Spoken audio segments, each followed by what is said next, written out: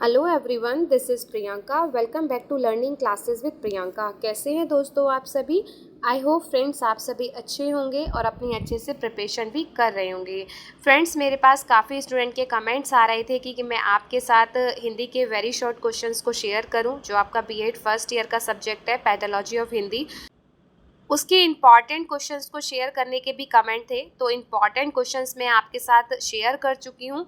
आज मैं आपके साथ इसके सारे वेरी शॉर्ट क्वेश्चंस को शेयर कर रही हूँ। आई होप वीडियो आपके लिए हेल्पफुल रहे, इन्फॉर्मेटिव रहे।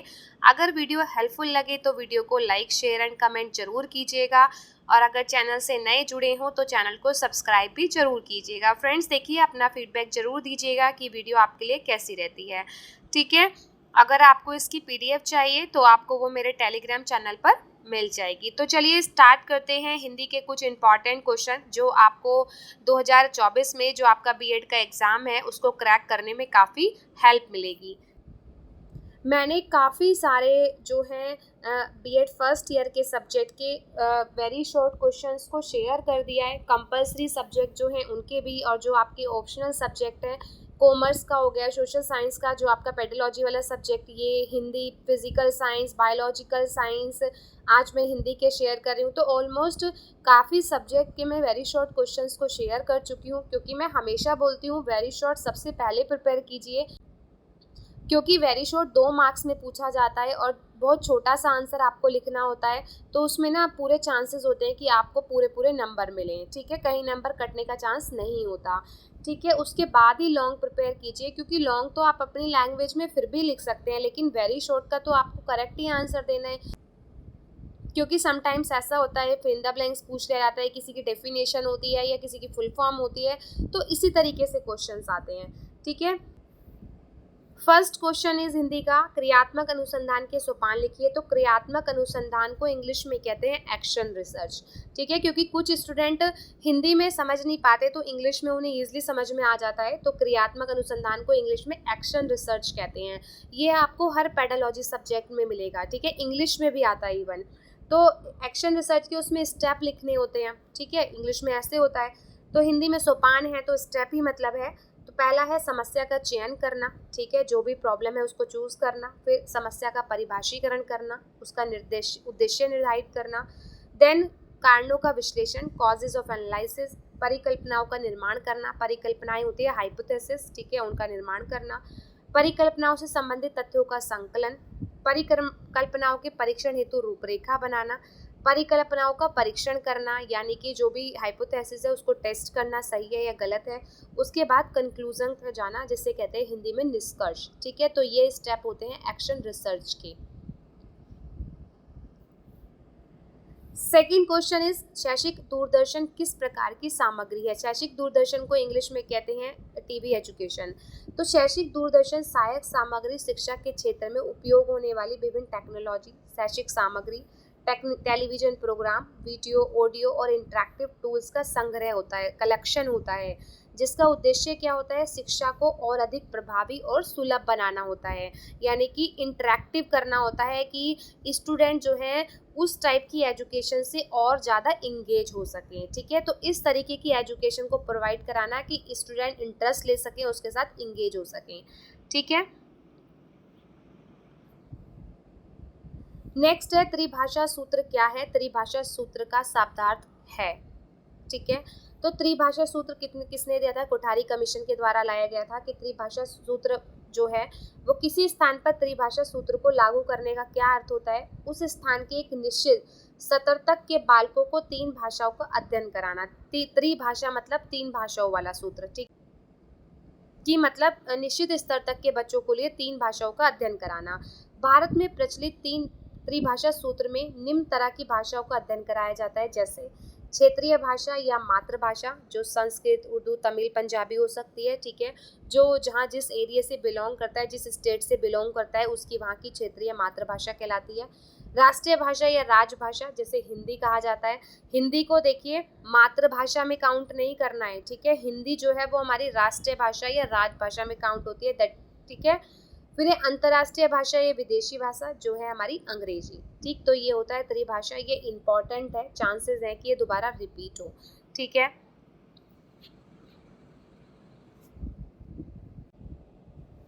फिर है बच्चों में मौखिक कौशल को विकसित करने की कुछ विधियों के नाम बताइए। तो कौन कौन सी विधियां हैं जो स्पीकिंग स्किल डेवलप करती हैं? ठीक, तो जैसे वार्तालाप करना, क्योंकि वार्तालाप के थ्रू जो है बच्चे आपस में बातचीत करेंगे तो उससे स्पीकिंग क्या होगी और डेवलप होगी। चित्र वर्णन करना, किसी भी चित्र को देख के एक्सप्लेन करना, उसको आपस में वाद विवाद करना और नाटक मंचन करना। तो ये कुछ स्किल्स हैं जिससे जो है बच्चे की मौखिक कौशल जो है और डेवलप होगा। ठीक है। फिर है मौन वाचन का प्रारंभ किस स्तर पर किया जाना चाहिए? मौन वाचन मतलब साइलेंट रीडिंग। कौन से लेवल पर जाकर आप मन मन में पढ़ना स्टार्ट करते हो? तो वो है माध्यमिक स्तर पर। ठीक है, इस स्तर से ही आपका प्रारंभ होता है कि साइलेंट रीडिंग। फिर है बच्चों में स्वर्ण कौशल को विकसित करने की कुछ विधियां। स्वर्ण कौशल मतलब लिसनिंग स्किल जो होती है भाषण विधि के द्वारा, नाटक मंचन, कहानी कथन विधि के द्वारा और स्वस्वर वचन के द्वारा। ठीक है। फिर है सहस्वर वाचन की दो विशेषताएं। तो इसमें वाचक की आवाज का उच्च या निम्न स्तर नहीं होता, अर्थात वह स्वर के साथ साथ स्वर मुक्त भी होता है। नेक्स्ट, इसमें ध्वनि का प्रयोग अधिक होता है जिससे वाक्य का प्रारंभ और महत्व बढ़ता है। ठीक है, आई होप आपको राइटिंग समझ में आ रही हो। मैंने अपनी लास्ट वीडियो जब आपके साथ इंपॉर्टेंट क्वेश्चन शेयर किए थे तब भी मैंने कहा था देखिए प्लीज़ राइटिंग पे ज़्यादा कॉन्सेंट्रेट मत करना। आई नो राइटिंग बहुत अच्छी नहीं लिखी है क्योंकि मेरे को हिंदी में लिखने की हैबिट नहीं है। और मैं हिंदी शिक्षण में भाषा प्रयोगशाला किस प्रकार सहायक है? तो भाषा प्रयोगशाला का मतलब लैंग्वेज लेबोरेटरी कि हिंदी भाषा शिक्षण में विद्यार्थियों को भाषा के प्रयोग, व्याकरण, शब्दावली और वाक्य निर्माण की समझ और कौशल को विकसित करने में सहायक होती है। ठीक। मूल्यांकन की परिभाषा दीजिए। तो मूल्यांकन का अर्थ होता है किसी चीज की महत्ता, योग्यता या गुणवत्ता को मापना या निर्धारित करना, जिसे हम इंग्लिश में कहते हैं इवैल्यूएशन। तो इवैल्यूएशन क्या होता है कि किसी भी बच्चे के स्तर को चेक करना। ठीक है। फिर है मूल्यांकन उपागम को किसने दिया? तो बीएस ब्लूम ने दिया था ये। ठीक है। फिर है उद्दीपन परिवर्तन कौशल से क्या तात्पर्य है? तो उद्दीपन परिवर्तन का मतलब होता है इंग्लिश में स्टिमुलेशन वेरिएशन स्किल्स। ठीक है, ये भी आपको हर पेडालॉजी सब्जेक्ट में मिलेगा जिसमें आप अपने गेस्चर्स को चेंज करते हो ताकि बच्चों का जो है इंटरेस्ट बना रहे, बच्चे किसी भी टॉपिक को पढ़ने में जो है बोर ना हो। कि शिक्षण की सफलता का एक महत्वपूर्ण तथ्य यह है कि छात्रों को ध्यान आकर्षित करने के लिए तथा ध्यान को पाठ में लगाए रखने के लिए शिक्षक अपने व्यवहारों में जानबूझकर परिवर्तन लाता है। ठीक है। फिर है रचना शिक्षण का मुख्य उद्देश्य क्या है? तो रचना शिक्षण का मुख्य उद्देश्य छात्रों को साहित्यिक रचनात्मक विकसित करना होता है जिससे उनकी विचारशीलता, भावात्मक समझ और भाषा कौशल मजबूत हो सके। इसके माध्यम से छात्रों की स्वतंत्र और सक्रिय सोच को प्रोत्साहित किया जाता है ताकि वे अपने विचारों को स्पष्टता से व्यक्त कर सकें। ठीक है, क्रिएटिव टीचिंग होती है ये। नेक्स्ट इज मापन और मूल्यांकन में अंतर बताइए। तो मापन क्या है? इसमें किसी विशेष मात्रा या पैमाने को निर्धारण किया जाता है। यह आमतौर पर नाप, लंबाई, चौड़ाई और तापमान, भार आदि की मात्रा का पता लगाने के लिए किया जाता है। क्योंकि देखिए मापन क्या है? मापन मतलब मेजरमेंट, कि आप कपड़े की चौड़ाई नाप सकते हैं, दूध को लीटर में नाप सकते हैं। तो इस तरीके से नाप, लंबाई, चौड़ाई को नापने के लिए उसे मापन कहा जाता है। मूल्यांकन क्या है? इवैल्यूएशन, जिसमें बच्चा क्या कर रहा है, किस सीमा तक वो जा रहा है, किस सीमा तक उद्देश्य है उसके पहुंचने के। तो इवैल्यूएशन उसे कहा जाता है कि इसमें किसी विशेष व्यक्ति या वस्तु के महत्व की गुणवत्ता या कार्य क्षमता का मूल्यांकन किया जाता है। यह आमतौर पर विशेष परीक्षण, अध्ययन या विश्लेषण के माध्यम से किया जाता है। ठीक है। अब है नाट्य प्रणाली क्या है? तो नाट्य प्रणाली संस्कृत में एक माध्यम है जिसमें कथानक और नृत्य का उपयोग करके भाव, भाषा, संगीत और नृत्य को सम्मिलित किया जाता है। नेक्स्ट, हिंदी में प्रचलित स्वर एवं व्यंजनों की संख्या बताइए। तो हिंदी में स्वरों की संख्या 13 होती है और व्यंजनों की संख्या 33 होती है। ठीक है।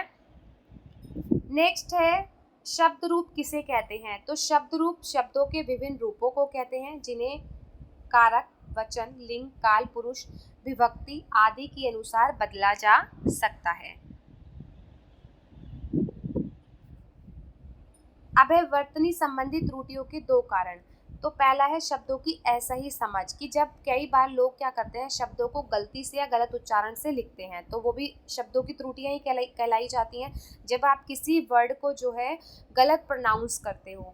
नेक्स्ट, व्याकरण नियमों की अज्ञानता, जब आपको ग्रामर के किसी रूल्स के बारे में नहीं पता, तो उसकी वजह से भी क्या होता है, आपके शब्दों में गलतियां हो सकती हैं, कि कई लोग व्याकरण नियमों को नहीं जानते और इसलिए गलत वर्तनी करते हैं। कितनी बार हम कुछ ऐसे वर्ड्स होते हैं जिनको हम प्रोनाउंस करने में जो है बहुत गलतियां करते हैं। बहुत वर्ड ऐसे हैं इंग्लिश के, इंग्लिश तो वैसे भी कितनी कुछ वर्ड तो ऐसे हैं जो समझ से बाहर ही होते हैं, तो प्रोनाउंस करने में मिस्टेक हो ही जाती है। फिर है पद में रसानुभूति का क्या महत्व है। तो पद में रसानुभूति का महत्व उपकरण है जो कविता को आरंभिक भावनाओं और आदर्शों को प्रकट करने में मदद करता है। नेक्स्ट, गद्यांश शिक्षण के क्या उद्देश्य हैं। तो गद्यांश शिक्षण के क्या उद्देश्य होते हैं, कि भाषाई कौशल का विकास करना, शब्द भंडार में वृद्धि करना, विराम चिन्हों का सही प्रयोग करना। ठीक है। वाचन की विशेषताएं बताइए। तो वाचन मतलब रीडिंग की सृजनशीलता को प्रकट करता है, विचारों, विचारधारा, अनुभवों को साझा करने का माध्यम है, और भाषा और शब्दों के सही उपयोग को स्थापित करता है, क्योंकि जब तक आप रीडिंग नहीं करोगे तो आप किसी भी वर्ड्स को, किसी भी लैंग्वेज को ईजिली नहीं समझ सकते। ठीक है, उसे सही प्लेस नहीं दे सकते। फिर है मौन वाचन का क्या उद्देश्य है। तो मौन वाचन का उद्देश्य होता है मन को संरक्षित रखना और आत्म समझ को स्थापित करना। नेक्स्ट है सूक्ष्म शिक्षण का प्रयोग डैश हेतु किया जाता है। तो विशिष्ट शिक्षण में कौशल की तैयारी के लिए किया जाता है, जो आप माइक्रो टीचिंग करते हो। माइक्रो टीचिंग का डेवलपमेंट किसने किया था, ड्वाइट डब्ल्यू एलन ने किया था। ये क्वेश्चन भी आ जाता है पेडालॉजी में। ठीक है, इसमें जो है कितने वो साइकिल जो होते हैं वो कितने होते हैं, तो 6 साइकिल होते हैं। उसके बाद एक क्वेश्चन और बनता है कि जो टाइमिंग होती है माइक्रो टीचिंग की वो कितनी टाइम की होती है, तो वो 36 मिनट की होती है। ठीक है। अब है प एफ ब स डैश व्यंजन कहलाते हैं। तो इसे कहते हैं औषठ्य व्यंजन। ठीक है, जिन व्यंजनों के उच्चारण में दोनों ओष्ठों द्वारा श्वास का अवरोधन होता है। फिर भाषा प्रयोगशाला से भाषा का विकास किया जाता है। तो यस, ये ट्रू फॉल्स में आया है क्वेश्चन, तो हाँ ठीक है। फिर कविता शिक्षण का मुख्य उद्देश्य है। तो कविता शिक्षण का मुख्य उद्देश्य क्या है, छात्रों में साहित्यिकी और सृजनात्मक कौशल का विकास करना। भाषा किसे कहते हैं, मोस्ट इम्पॉर्टेंट है, क्योंकि लैंग्वेज से रिलेटेड ही है। जो मैंने आपको इम्पॉर्टेंट क्वेश्चंस बताए थे, उसमें मैंने भाषा से एक आपका लॉन्ग क्वेश्चन भी बोला था कि जरूर आता है, तो शॉर्ट में भी चांसेस होते हैं इसके आने के। तो मनुष्य अपने विचारों, अपनी इच्छाओं, धारणाओं एवं मनोगत भावों को व्यक्त करने के लिए जिन ध्वनि संकेतों का प्रयोग करता है उसे भाषा कहते हैं। बच्चों में लेखन कौशल को विकसित करने की कुछ विधियों के नाम बताइए। तो वक्र विधि के द्वारा किया जा सकता है, पेस्टोलॉजी विधि के द्वारा किया जा सकता है, और रूपरेखा अनुकरण विधि के दौरान किया जा सकता है। फिर है पुनर्बलन कौशल से क्या तात्पर्य, मतलब रीइंफोर्समेंट।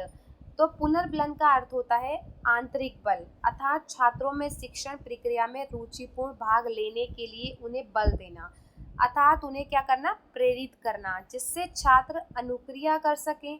इसमें पुनर्बलन उद्दीपन का कार्य करता है और इस उद्दीपन हेतु छात्र उचित अनुक्रिया करते हैं। तो देखिए रीइंफोर्समेंट में क्या होता है, रीइंफोर्समेंट एक ऐसी प्रक्रिया है जिसमें पॉजिटिव और नेगेटिव इम्पैक्ट होता है, कि लाइक अच्छा करने के लिए बच्चे को पॉजिटिव रिवॉर्ड दिया जाता है और बच्चे को बुरे काम के लिए जो है पनिश किया जाता है। तो बच्चे को हम जितना मोटिवेट करेंगे, यानी कि जितना उसको प्रेस करेंगे काम के लिए, तो वो उतना ही मोटिवेट होगा और उतना ही वो काम को और अच्छे से कर सकेगा। फिर है स्वसर वाचन के प्रकार बताइए। तो 2 प्रकार होते हैं, व्यक्तिगत वाचन और सामूहिक वाचन। नेक्स्ट, उपचारात्मक शिक्षण का उद्देश्य क्या होता है। तो शिक्षकों को शिक्षा प्रबंधन में दक्षता विकसित करने में मदद करना और छात्रों को उनकी अधिगम कठिनाइयों को दूर करने में मदद करना। ठीक है, इसे क्या कहते हैं हम, डायग्नोस्टिक टीचिंग। ठीक है, वाचन डैश की कुंजी माना जाता है, तो ज्ञान और संचार की कुंजी माना जाता है। छात्रों के पूर्व ज्ञान को नवीन ज्ञान से जोड़ने का डैश प्रश्नों का प्रयोग किया जाता है। तो प्रस्तुत इंट्रोडक्शन क्वेश्चंस ही तो होते हैं वो। जब हम छात्रों के नवीन पूर्व ज्ञान को नवीन ज्ञान से जोड़ते हैं तो सबसे पहले इंट्रोडक्शन करते हैं। जो हम लेसन प्लान बनाते हैं, लेसन प्लान आपने बनाए होंगे तो उसमें आपने सबसे पहले इंट्रोडक्शन की हेडिंग डाली होगी। उसमें यही होता है कि पूर्व ज्ञान से नवीन ज्ञान को जोड़ना, ठीक है। तो उसमें क्या होता है, प्रस्तुत प्रश्नों का यूज होता है इंट्रोडक्शन, कि लेसन को स्टार्ट करने से पहले कुछ ऐसे क्वेश्चंस को पूछना बच्चे से कि ताकि बच्चों से हमें पता चले कि हाँ थोड़ा बहुत इस चीज़ के बारे में भी उन्हें नॉलेज है। फिर है निदानात्मक परीक्षण किसे कहते हैं। तो शिक्षक द्वारा प्रयोग किए गए ऐसे परीक्षण जिससे वह यह जानने का प्रयास करे कि छात्र क्या त्रुटि कर रहे हैं, उन्हें कहीं कोई कठिनाई तो नहीं आ रही और उनका क्या कारण है। क्योंकि रेमेडियल टीचिंग तो यही होती है ना, कि बच्चों का पता चलता है कि वो क्या कर रहे हैं, है ना, कहाँ उनको प्रॉब्लम है, किस चीज़ को सीखने में प्रॉब्लम है और कहाँ उनको नीड है उस प्रॉब्लम को ठीक करने के लिए। भाषा किस प्रकार की संपत्ति है। तो भाषा एक सामाजिक अर्जित संपत्ति है। वाचन का क्या अर्थ होता है। तो वाचन का अर्थ है पढ़ना या उच्चारण करना। फिर मौन वाचन का प्रारंभ किस स्तर पर किया जाना चाहिए। तो माध्यमिक स्तर पर। ये अभी पहले भी रिपीट हुआ है, इंपॉर्टेंट क्वेश्चन है, ठीक है। फिर है भाषा मानव भावों की डैश का साधन होती है। तो व्यक्ति करने का साधन होती है, क्योंकि भाषा हमारी विचारों, भावनाओं और अनुभवों को व्यक्त करने का साधन है। हम जब अपनी भाषा का इस्तेमाल करते हैं तो हम अपने विचारों को दूसरों तक पहुंचाते हैं और उसके साथ संपर्क बनाते हैं। अगर ये क्वेश्चन आ जाए भाषा किसे कहते हैं, जैसे अभी पहले आया तो मैंने दूसरी डेफिनेशन दी, यहाँ थोड़ी सी चेंज कर दी, क्योंकि दोनों में से जो भी आपको याद रहे वो आप लिख सकते हो, ठीक है। इजी ही लैंग्वेज है, इजीली समझ में आ जाएगी। और यहाँ पे क्वेश्चन क्या पूछ ले कि भाषा मानव की किन भावों को व्यक्त करने का साधन है। तो भावों को व्यक्ति तो करती है, व्यक्ति करने का साधन है, ठीक है, जिससे हम अपने आचार विचार जो हैं एक दूसरे के साथ साझा करते हैं, अपनी भावनाओं को शेयर करते हैं। तो इस तरीके से हमारे विचारों, भावनाओं और अनुभवों को व्यक्त करने का साधन है, ठीक है। आई होप आपको समझ में आ गए हो। तो कुछ ये इंपॉर्टेंट क्वेश्चन थे हिंदी के, जो आप प्रिपेयर कर लेंगे तो काफ़ी हेल्प मिल जाएगी। इस साल भी आपको चांसेस हो जाते हैं कि ये मैंने सारे PYQ में से ही शेयर करे हैं, तो चांसेस हो जाते हैं कि इनमें से क्वेश्चन रिपीट हो, ठीक है। आई होप वीडियो आपके लिए हेल्पफुल रही हो। मिलते हैं अपनी नेक्स्ट क्लास में। Bye bye and take care and thank you so much for connected with my channel. Bye bye.